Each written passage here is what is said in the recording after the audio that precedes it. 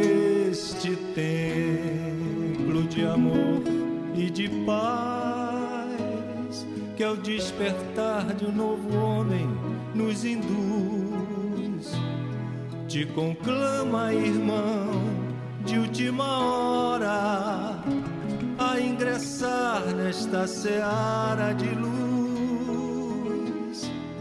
Te conclama, irmão, de última hora. Boa noite a todos. Que Jesus nos abençoe.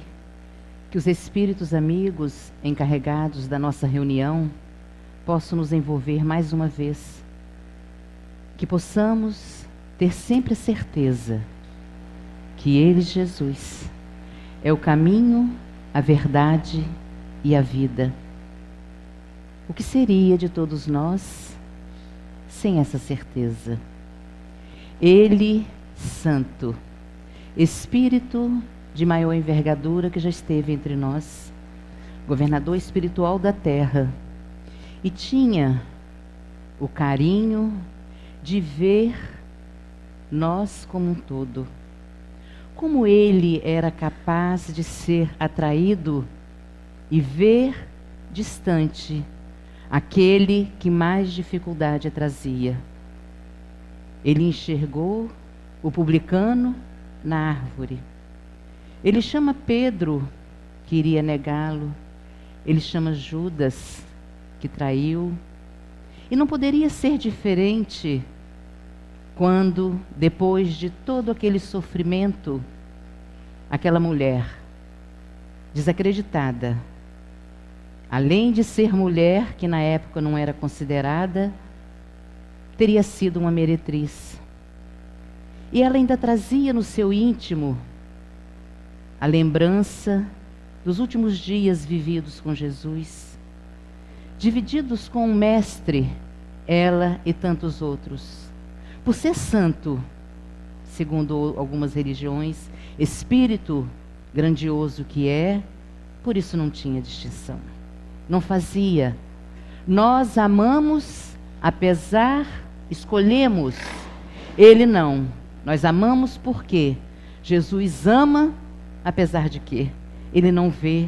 Nós fazemos diferença. Eu amo fulano por isso e por isso e por isso. Eu sou amigo de Beltrano, Zilda, porque ela é assim, assim, assim. Ele não. E ela ainda estava com a emoção da cruz. Ela, Maria, mãe de Jesus. Maria, mãe de Marcos. João. Estavam ali na cruz.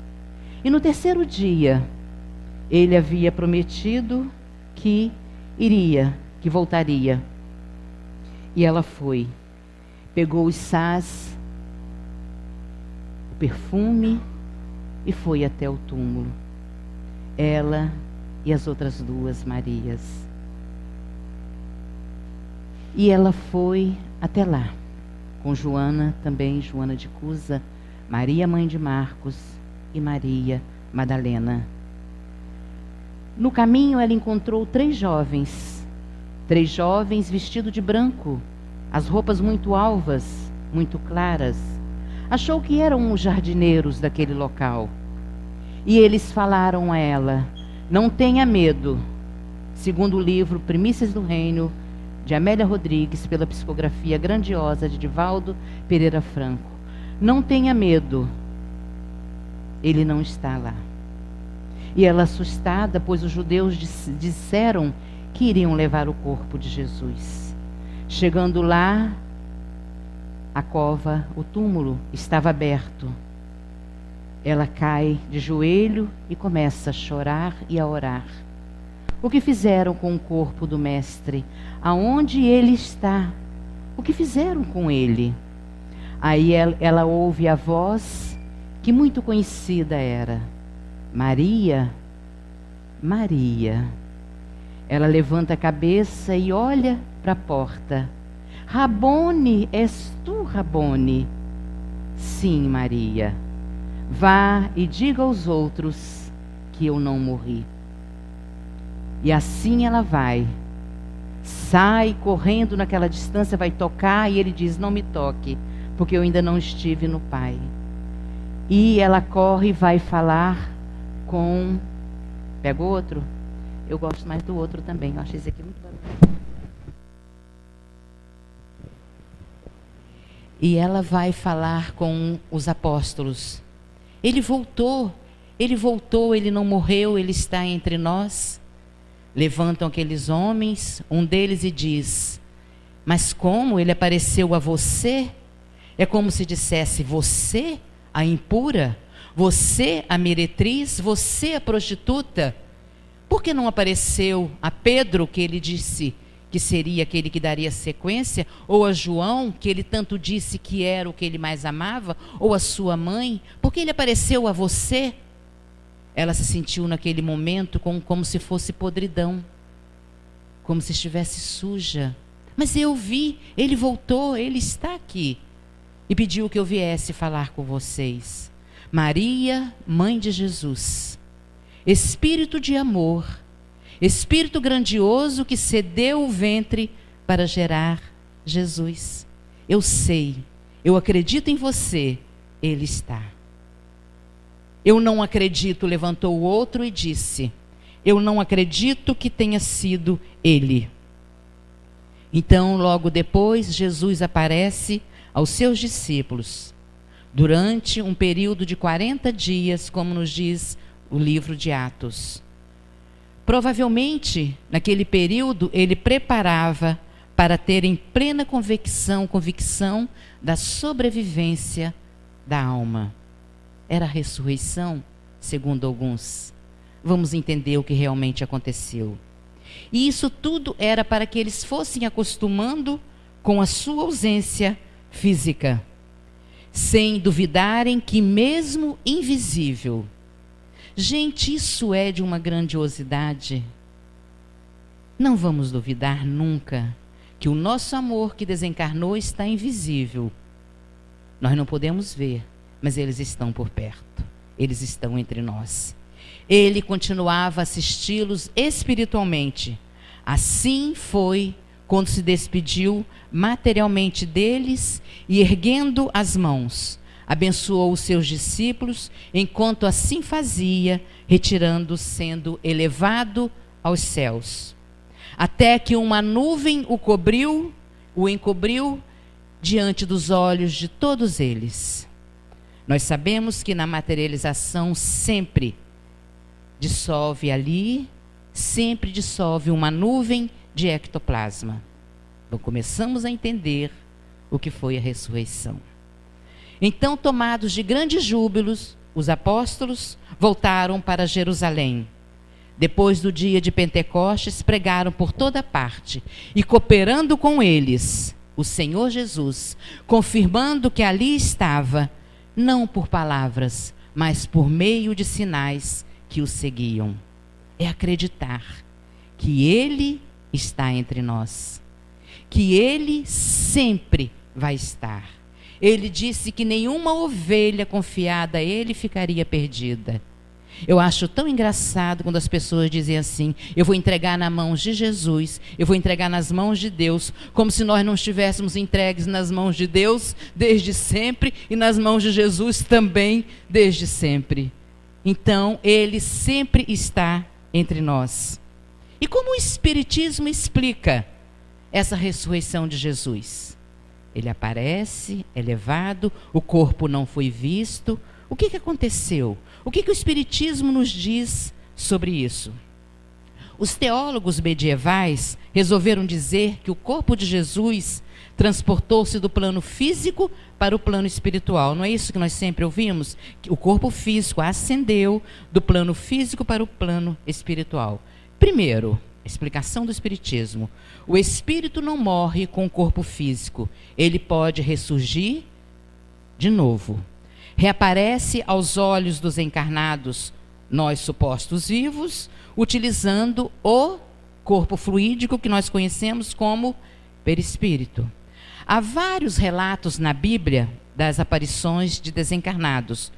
dos mortos, conversando com os encarnados, vivos. Isso está na Bíblia. Nós vamos ver Abraão ouve voz, Maria vê os anjos, José vê os anjos, e por aí nós vamos ver vários relatos na Bíblia dessa comunicação entre vivos. A gente pode até inverter a situação, encarnados e desencarnados. Não é o corpo de carne que ressurge, mas o espírito, com o seu perispírito, que é o corpo fluídico. E este pode guardar ou não as aparências físicas anteriores, conforme o espírito mentalize. O meu filho pode aparecer para mim com o corpo físico que viveu com a aparência corpo físico não, com a aparência física que viveu como Bruno. Ou ele pode escolher de outras encarnações. Exemplos nós vamos ver que André Luiz ressurgiu na aparência da última encarnação. Já Emanuel, ele aparece com a aparência que viveu no tempo de Jesus, que consta lá, porque ele disse que foi a encarnação que mais marcou. Esse relato está no livro há 2000 anos atrás. Então eles podem tomar a forma que quiserem tomar, dependendo do grau evolutivo, nós sabemos, de poder ou não. O aparecimento do espírito no plano terreno se dá em diferentes graus. Nós vamos entender, ele pode aparecer. Ele pode aparecer. Ele está vivo, o ser pensante, o espírito, o corpo não. Desde a simples visão, chamada vidência, que somente vê aquele que tem a mediunidade de vidência, é o primeiro ponto. Ou até a aparição visível e não tangível, visível que não pode ser tocado, não me toque porque eu ainda não fui ao Pai, ou visível e tangível que pode se tocar, como aconteceu com Tomé. Ele aparece para Tomé, Tomé não acredita, e ele faz o quê? Mostra as chagas e diz a ele, me toque. Aí Tomé toca e ele acreditou. Precisa ver para crer. Foi o que ele disse. Poderíamos acrescentar que o espírito também ressurge quando se comunica com os médiuns, de um médium ou quando vem reencarnar. Eu estive num trabalho com o Rogério Leite, em Três Rios, que eu fiz a palestra enquanto aconteciam as psicografias, mensagens de desencarnados. O Rogério faz um trabalho grandioso, ele é de Lorena. Ele não tem nem a 7ª série, ele recebe comunicações em alemão e inglês que eu assisti. Inclusive, antes eu atendi a mãe de um rapaz que morou durante 10 anos na Alemanha, e lá ele desencarnou de um acidente, conversei muito com ela, as mães vieram conversar comigo, e depois o Rogério pergunta, tem alguém aqui que fala em alemão? A mensagem vem em alemão, a outra vem em inglês. Então eles continuam. Eles vêm se apresentar através da mediunidade. Eu fui a Uberaba, Ana Lúcia estava comigo, vem a comunicação do meu filho, vem sempre. Então nós não tenhamos dúvida disso. Se eles estão invisíveis, mas estão presentes, e quem mora dentro não tem distância, que eu sempre digo, meus amores, eles moram dentro, então não existe distância, física ou não. Então Jesus apareceu com o seu perispírito. Basta observar as passagens de Marcos 16, 4, 18 e Lucas 24, 36, que nós vamos falar na frente. No livro dos Espíritos, na questão que nós estamos vendo hoje, nós fizemos uma ligeira pincelada para que vocês possam entender.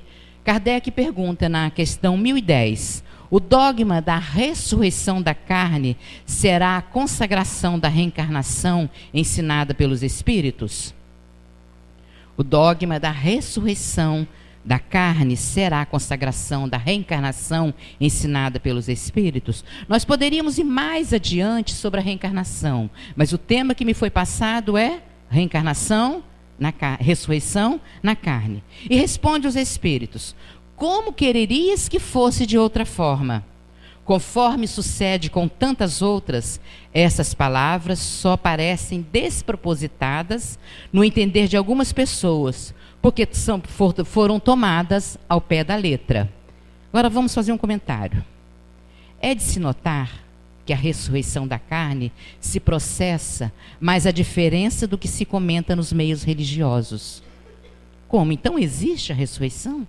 Ela acontece mais diferente do que comenta-se nos meios religiosos sobre a ressurreição?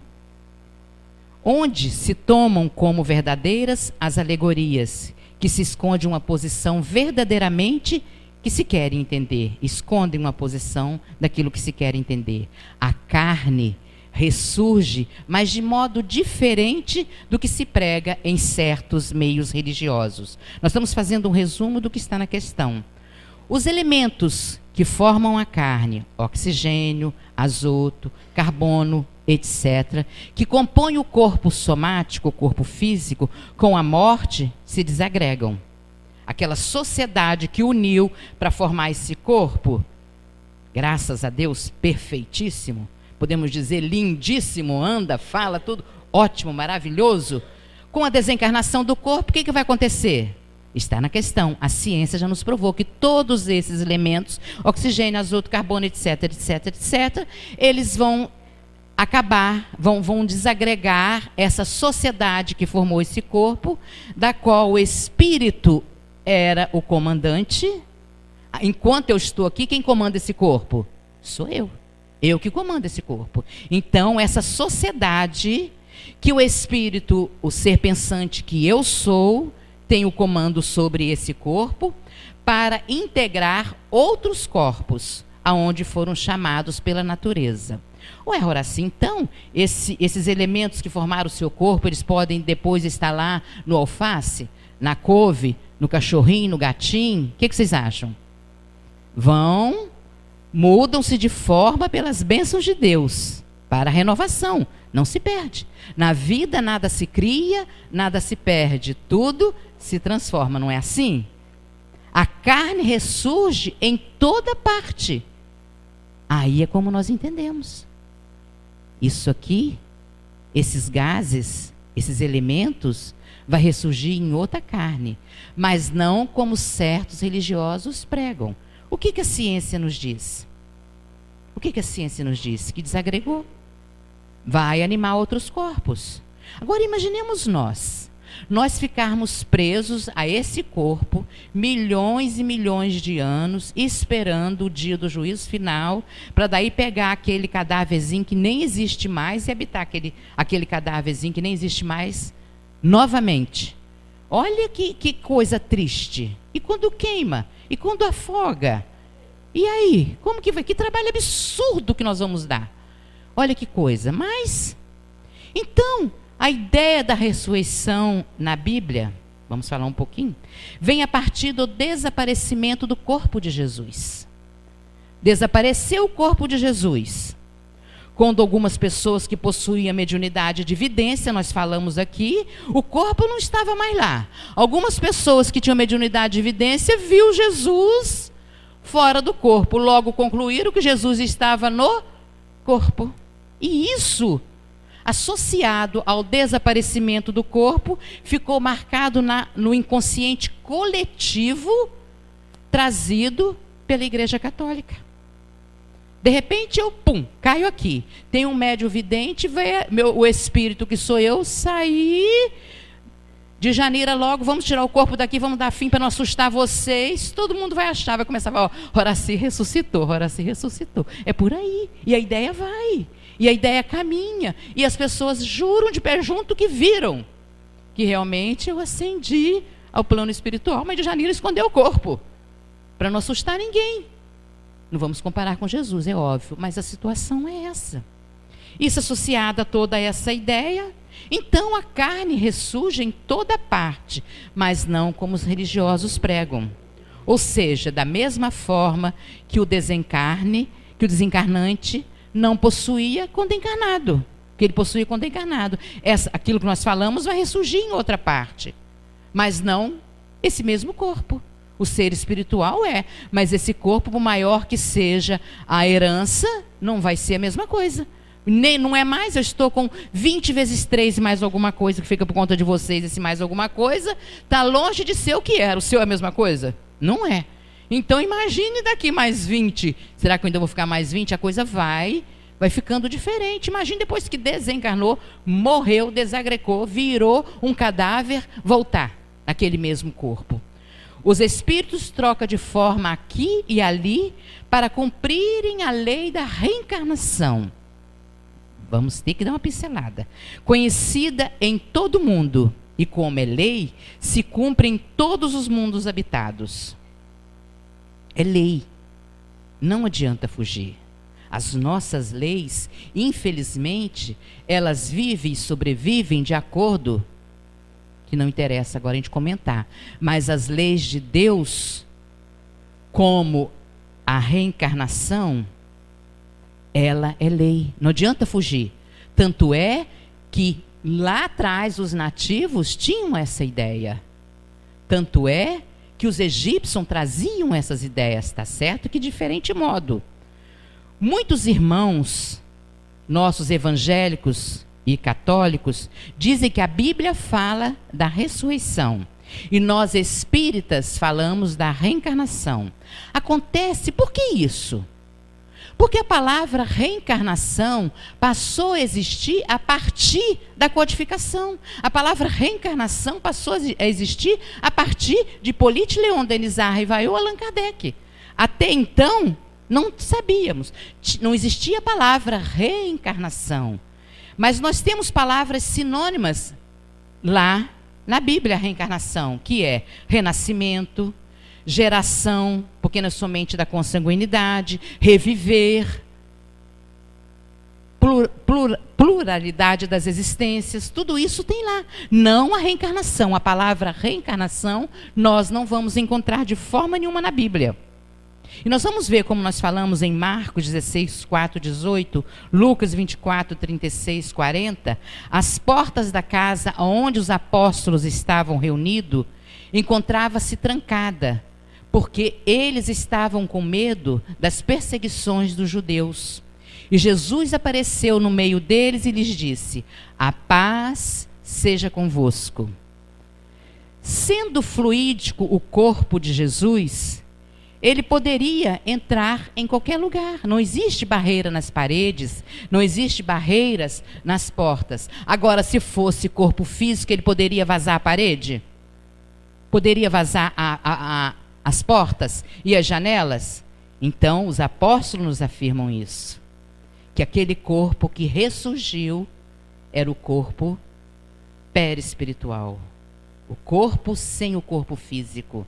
Não era matéria. A matéria se desagregou e foi dar vida a outras matérias. Isso o corpo dele após a desencarnação. Na Gênese, a nossa Gênese, no capítulo 15, nos itens 37 ao 39, tem 3 casos que são considerados, que inclusive Kardec coloca o título, capítulo 15, ressurreição. Nós vamos ver o primeiro. Jesus vinha descendo da barca, uma multidão ali se encontrou e Jairo. Jairo chega para ele desesperado e lhe diz: Senhor, a minha filha morreu. Jesus vira e diz a ele: a sua filha não está morta, ela apenas dorme. E quando Jesus chega na casa, estava aquele barulhão, aquela gritaria. Eu acho que quem faz muito barulhão e gritaria quando desencarna um ente querido está com a veia muito presa lá no judaísmo. Porque dizem que eles gritavam 7, 10, 20, um mês seguido. Sem esquecer também das carpideiras que faziam gritar quando não gritavam, que ainda existe até hoje. As carpideiras. Então eles estavam gritando, gritavam, enrolavam pelo chão e gritavam e ficavam de pé e rolavam pelo chão, porque a filha de Jairo tinha morrido. E Jesus disse: ela não morreu, ela apenas dorme. Levanta. E ela levantou. Eles, se a pessoa tivesse uma síncope, tivesse um desmaio, não velavam o corpo, logo sepultavam. Catalepsia, logo sepultavam. Desmaiava, levava, estava morto. Demorava um pouquinho, gelava o corpo, estava morto. E eles sepultavam. E ali a filha de Jairo levanta. E no outro dia, Jesus sai da casa de Jairo e vai para uma cidade tão pequenina que nem constava no mapa, Naim. Naim era uma cidade muito pequena. E uma pequena multidão seguia um enterro. E Jesus chega, ali estava o único filho de uma viúva. Mulher era tão bem considerada que nem nome tinha. Era viúva de Naim, que levava o corpo do seu único filho. Jesus chega para ele e diz: mancebo, levanta e volta para os braços de sua mãe. foi dado como ressurreição. Ele também não estava morto. Jesus via. Ele via que ainda estava ligado, na Gênesis, no capítulo, que ele ainda estava ligado, o seu corpo perispiritual, o seu cordão fluídico, ainda estava ligado ao corpo físico. Logo, ele ainda estava vivo. Conta-nos, eu estava lendo a biografia de Zé Arigó. Quem é do meu tempo, do tempo do Kisuko, né, Célia? Do tempo da conga, lembra? Alguém aqui do tempo do Kisuko, da conga? Que aí, não, você não é não, né? Então tá. Então é do tempo do Zé Arigó. E Zé Arigó, naquele tempo, ele era perseguido. Você também não é não, né, Helena? Nem da conga, nem do quichute. O quichute, meu Deus, aquele quichute esquentava os pés, que a gente não suportava o calor. Era um terror. Minha mãe me comprou um quichute, que disse que era para durar muito tempo. E o quichute era número 37 até eu terminar o ano, todo o meu estudo. Até hoje eu calço 36. Até hoje o tamanho está grande. Então, ela... E Zé Arigó, ele dizia que ele era perseguido naquele tempo pela mediunidade de cura que tinha, recebia do Dr. Fritz, que ninguém iria morrer ali no centro, onde ele fazia os trabalhos. E foi chamado correndo, venha rápido, porque acabou de morrer uma pessoa, está deitada no banco. E ele veio. Vem Zé Arigó, já incorporado com o Dr. Fritz, chegou lá, olhou aquela pessoa deitada no banco, a pessoa não estava morta, viu que ainda estava ligada, sacudiu, falou assim, levanta, vai morrer na tua casa, porque aqui ninguém pode morrer. E diz, segundo a biografia que eu li, que realmente a pessoa chegou na casa da filha e desencarnou. Mas foi desencarnar em casa, estava na hora, só não podia ser ali, porque ele dizia, imagine se desencarnar aqui, que horror que vai ser, a perseguição que vai acontecer. Então, levanta e vai desencarnar na sua casa. Então, logo a história de eu morrer aqui não é verdade, que aqui não vai morrer ninguém. Então, e assim, e Jesus vai e falou com aquele rapaz, levanta e devolve o único filho àquela mulher. E aquelas notícias corriam, e davam saudações, e levantavam, e ajoelhavam, e levantavam, dando graças pelo Salvador que tinha chegado, que era Jesus, e Jesus mostrou. Até que Jesus é chamado, que pelas duas irmãs, Marta e Maria, que Lázaro, o amigo querido, tinha morrido. E Jesus levou 4 dias. Jesus sabia que ele não estava morto. Nós ficamos em dúvidas, mas Jesus não. E Jesus vai até lá. Marta corre chorando. Mestre, o Senhor demorou tanto, meu irmão morreu. O que vai ser de nossas vidas agora? Jesus fala, aonde está Maria? E vai, Maria estava sentada na soleira da varanda, chorando, e Maria vai, ajoelha nos pés de Jesus. Segundo o Evangelho, 3 mulheres ajoelharam nos pés de Jesus. Uma delas foi Maria, irmã de Lázaro. Lázaro morreu. E Jesus vai até a tumba trancada, pede que abra aquela porta, levanta, e ele sai. E diziam que ele já estava morto há 4 dias, que tinha, inclusive, mau cheiro. Imagine uma pessoa ficar deitada, enrolada todinha, dentro de uma gruta, se não vai ter mau cheiro. Olha, só se tiver um bom perfume, um bom desodorante, porque senão vai ter mesmo. Como não tinha naquele tempo, ele levantou, arrastando aqueles panos, e foi a ressurreição. Página 331, 334 da Gênesis. A minha, né? Que é febiana. Então, nós estamos vendo que realmente a ressurreição na carne, a própria ciência já nos disse que não é possível. Mas Jesus podia.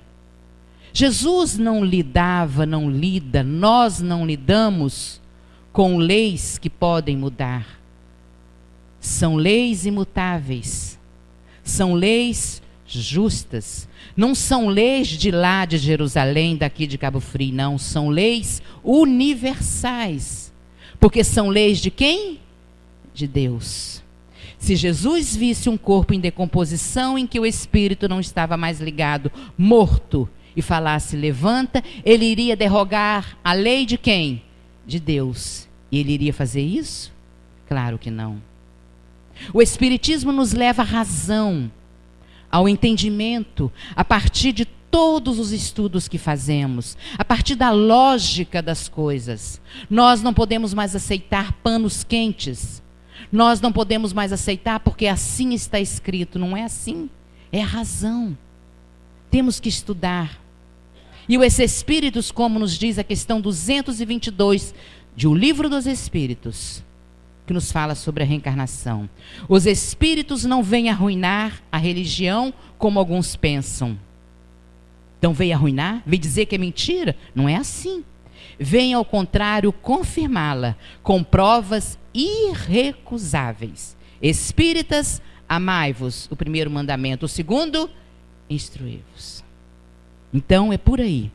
Eles se exprimem, os Espíritos, sem alegorias, e dão às coisas os sentidos claros e precisos, não querendo enganar, não.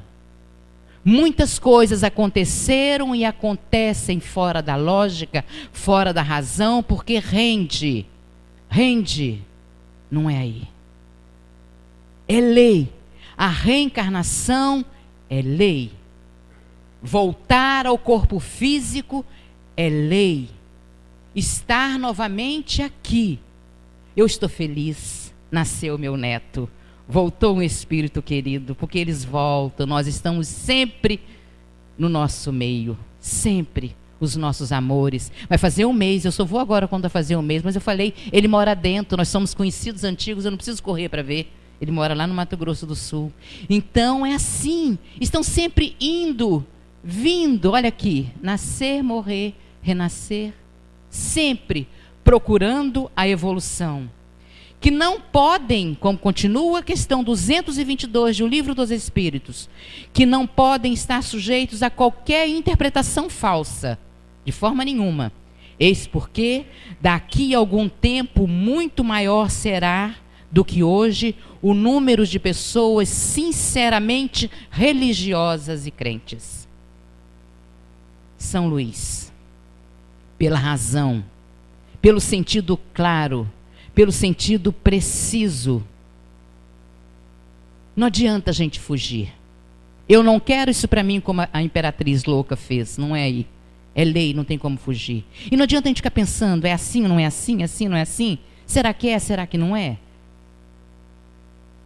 É. Pela razão a gente entende. E chegou o ponto, como nos diz São Luís na questão 222. Eis porque, daqui a algum tempo, 1857, nos veio o Livro dos Espíritos, aonde ele disse: eis porque, daqui a algum tempo, muito maior será o número que é hoje de pessoas sinceramente religiosas e crentes. Um espírita não pode dizer, será que é? Será que isso que ela está falando é verdade? Eu acredito, não acredito, a gente acredita ou não acredita, como a gente sempre fala, no Papai Noel, no Coelhinho da Páscoa, em palavras, em promessas. Mas o espírita sabe que é assim. Então, recordando o que São Luís nos fala, será um número maior de religiosos e crentes. Nós somos lá naquele doutor da lei, o fariseu, que para tentar Jesus, perguntou a ele: mestre, qual é o maior mandamento da lei? Amareis o Senhor vosso Deus de todo o coração, de toda a alma. Eis o primeiro mandamento, e o segundo semelhante a este: amará o vosso próximo como a ti mesmo. Fazei ao outro aquilo que você não quer para você. Aí resume tudo, toda a lei, todos os profetas. Sabemos que a reencarnação existe. Não discutimos mais isso. Estamos sujeitos à lei de ação e reação. A lei de ação e reação é lei divina, mas quem dá a coordenada dela, quem é que faz a realização dela, é Deus ou somos nós? Somos nós, é lei divina. Se já sabemos, e Jesus disse que essa parte da religião que amanhã vamos nos tornar realmente religiosos e crentes está no amor, o que nós estamos esperando? Hein? Para ver se melhora a nossa situação. Para ver se a próxima é melhor. Ou nós ainda estamos achando que Os ossinhos vão se juntar e lá no final Jesus vem montado numa nuvem e vai juntar todo mundo que está lá no fundo do mar, que queimou, que jogou a cinza aqui e acolá, e vai trazer todo mundo de volta naquele corpo. Ou vamos continuar acreditando nisso? E para falar sobre desse amor de Jesus, eu sempre digo, a gente conversa, que os parentes estão, na grande maioria ou quase todos, pela lei de ação e reação. Mas os amigos nem sempre. O amigo nós escolhemos. Então eu peguei, como eu acho isso, adoro o amigo. Eu adoro um abraço. Eu adoro um carinho. Eu fui lá no livro Boa Nova. Um passe de graça para quem falar quem é o autor. Irmão X, Humberto de Campos. Simão, após as pregações de Jesus, em que Jesus falou muito da lei, lá do Antigo Testamento, já tinha acontecido a festa das bodas de Caná. Alguns dizem Caná, Canaã, até hoje eu não sei, mas Caná. Simão vira para Jesus e diz, ele participou de tudo, e pergunta, ele que era ancião, olha, ancião, que palavra, não gosto dessa palavra não, olha, já estamos mais para lá do que para cá. Ele que estava na melhor idade, né, Célia? Ótimo, na melhor idade, pulando, saltitando, fazendo hidroginástica, dançando. Então, ele que era ancião, um homem profundamente religioso, fica preocupado com a pergunta. E pergunta para Jesus, Senhor, em face dos vossos ensinamentos, que tinham sido ali agorinha, que ele falou sobre a lei dura de Moisés, como nós devemos interpretar a sua primeira manifestação, transformando a água em vinho lá nas bodas de Caná? Não se tratava de uma festa mundana? Olha, não se tratava de uma festa mundana? O vinho não iria contribuir para a embriaguez e a gula? Um objeto interessante para a gente conversar um pouquinho sobre isso. Só há um problema nessa pergunta. O vinho não iria contribuir para a embriaguez e a gula? Não era uma festa mundana? Como se falasse com Jesus, você vai lá, numa festa mundana? Você vai transformar a água em vinho? Eu não entro naquela casa porque o marido dela bebe. Eu não vou naquela casa porque os irmãos dela bebem. Tem uma história de Chico Xavier grandiosa. Chico Xavier, coitadinho, pouca coisa ele podia fazer. Mas naquele dia ele entrou num bar, aquele bar assim de pé sujo, em que joga um golinho pro santo. Chico Xavier entrou no bar e foi beber um cafezinho. Não foi beber o que vocês pensaram, foi beber um cafezinho. E aí passou uma mulher muito beata, coitadinho, no dia que ele foi beber o cafezinho no bar, passou uma mulher beata. Botou a mão na cintura e falou, Chico, você está aí nesse bar? Aí ele falou, minha irmã, quando eu vou a um bar, eu tento transformar o bar num lar. Porque ali eu converso com aquele que está sentado ali bebendo, falo do Jesus, falo de Maria. Eu converso com o dono do boteco. Quem sabe ele vai deixar de ser o dono do boteco? Eu falo de amor, eu falo de amizade. Ah, minha irmã, que besteira. E assim ele procedeu. Então, transformou. E Pedro, você vai lá, naquele lugar, numa festa? Jesus olha para Simão e diz, Simão, não conhece a alegria de servir um amigo? Porque o noivo era amigo, parente de Jesus. Foi criado com Jesus. Na simplicidade do nosso carpinteiro. As pessoas ficam preocupadas. O que fez Jesus dos 13 aos 30? Trabalhou na carpintaria com o pai dele. Foi carpinteiro. Ele não precisou ir para lado nenhum para aprender nada, não. Ele foi carpinteiro. Como Simão?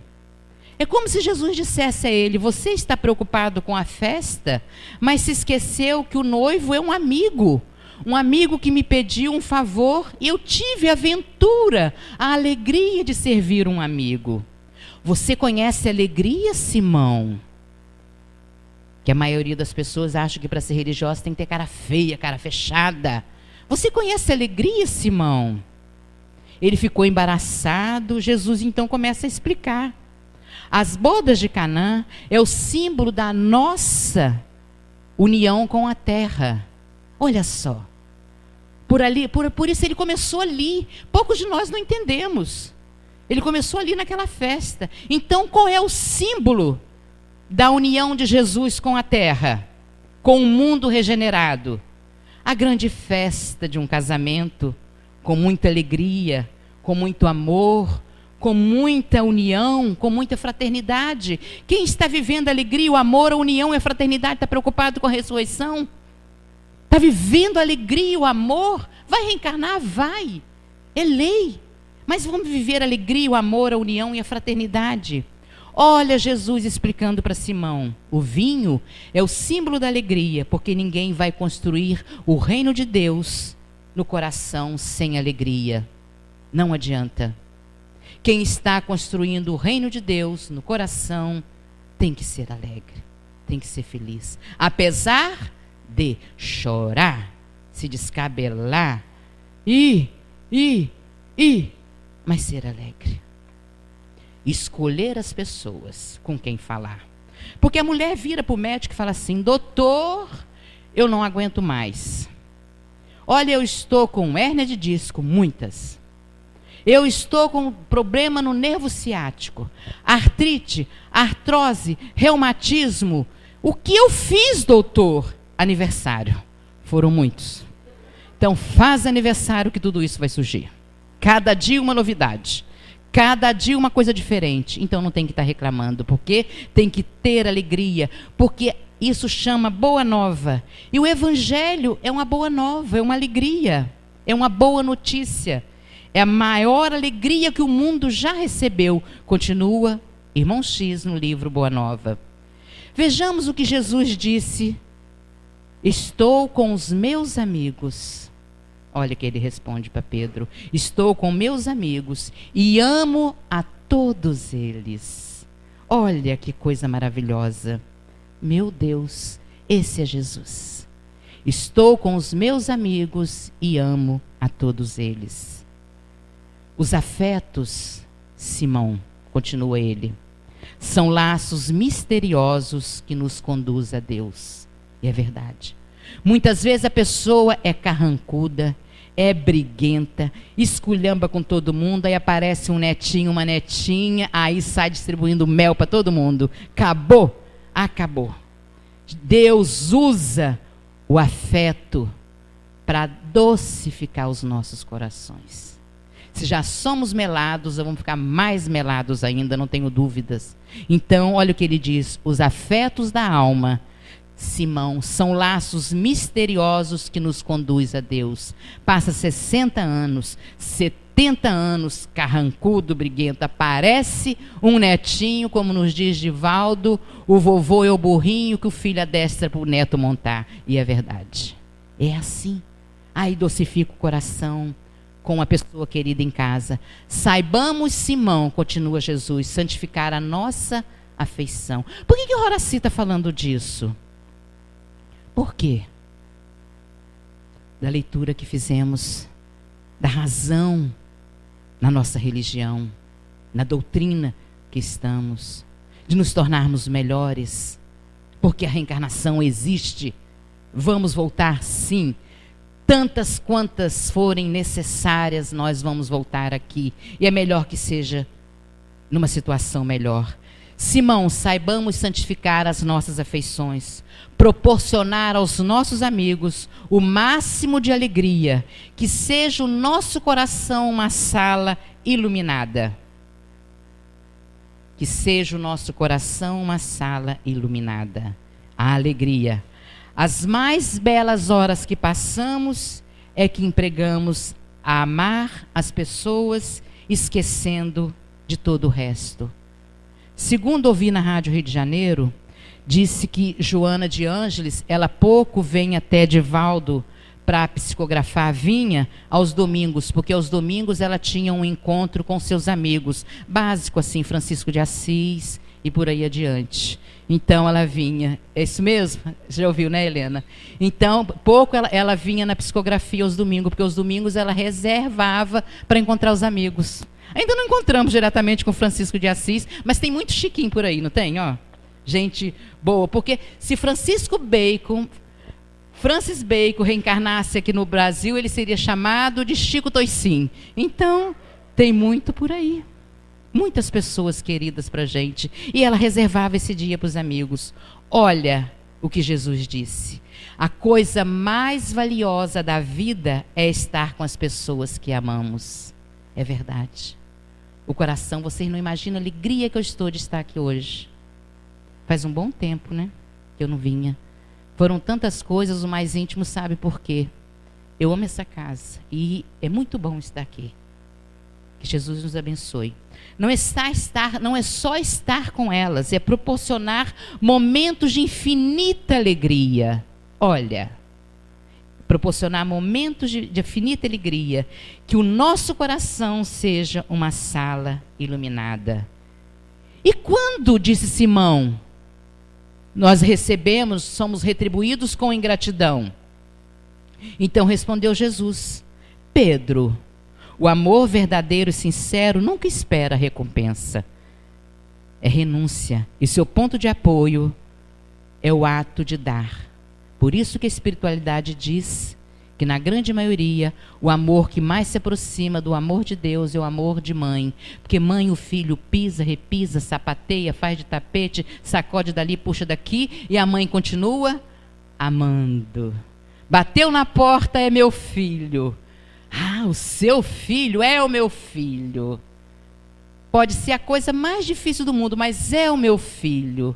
E Jesus disse: que importa, Pedro, se te pagam, se não te retribui o amor?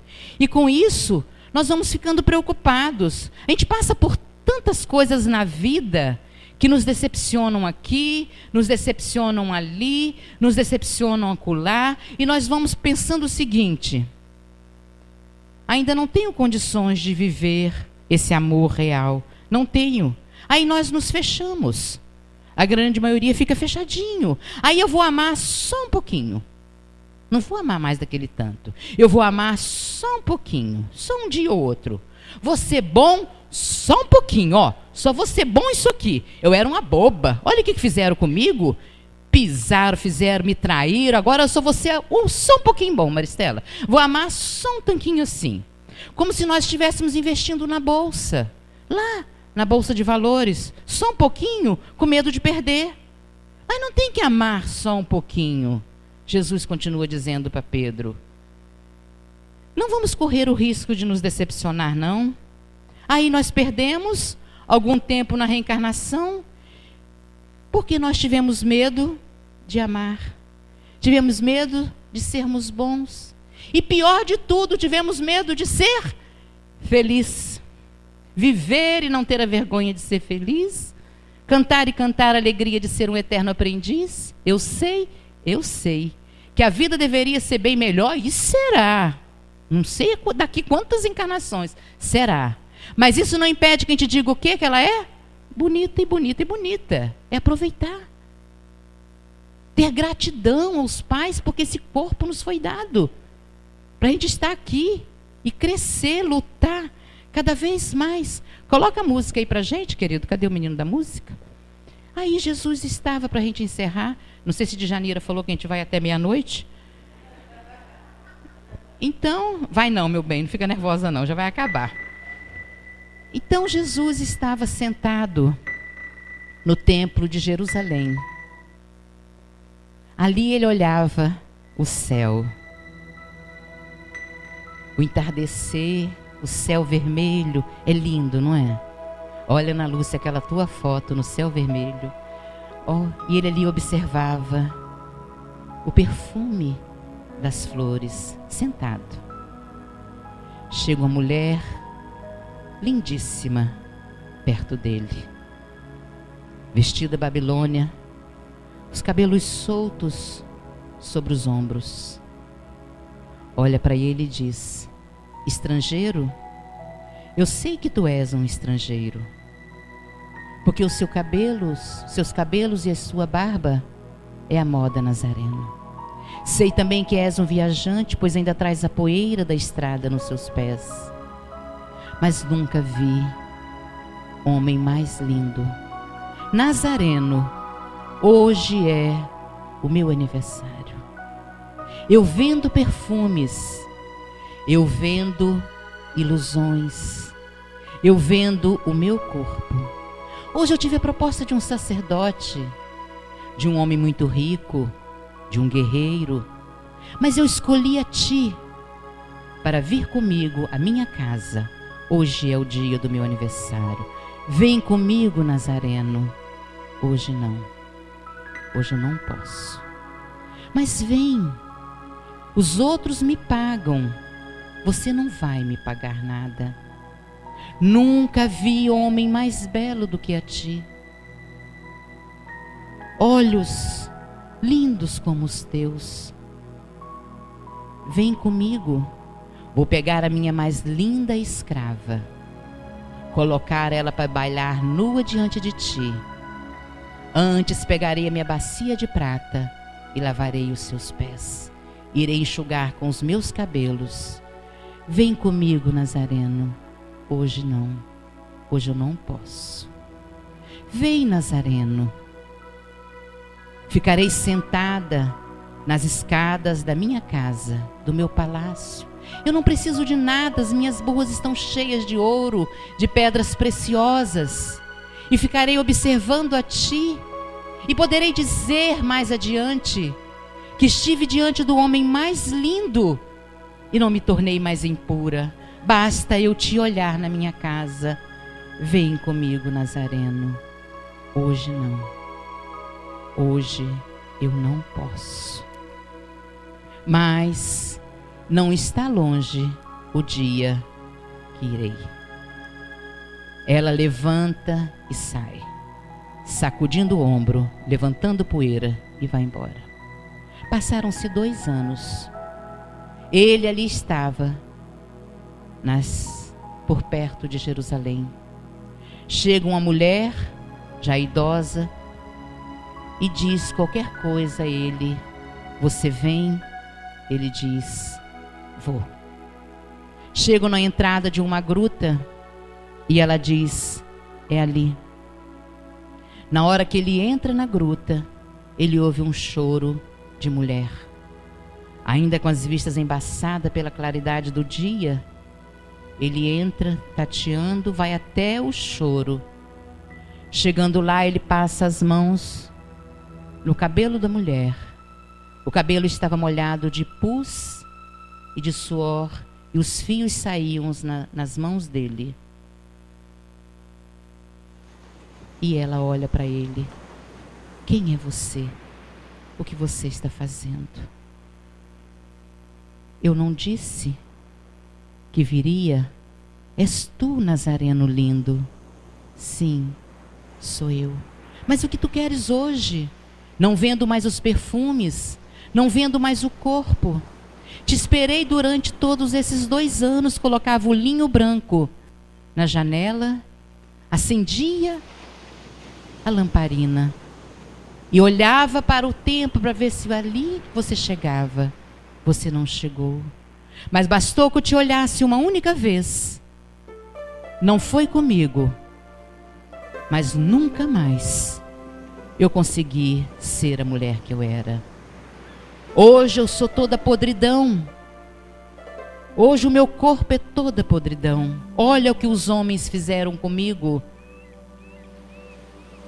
Eu vim aqui porque eu te amo, disse Jesus a ela. Toma ela pelos braços e sai. Vai para fora da gruta e diz: tu não podes mais me dar o seu corpo, mas me dá a sua alma. Eu sou o bom pastor, e quem vem a mim nunca morrerá. Assim é Jesus. E ela é entregue à espiritualidade e morre nos braços de Jesus. Jesus não escolhe. Jesus ama todos nós indistintamente. Eu sou o bom pastor. A gente sempre tem dito, por maior que seja o erro, por maior que seja a culpa, refaz. Nós somos infinitamente maiores do que tudo isso.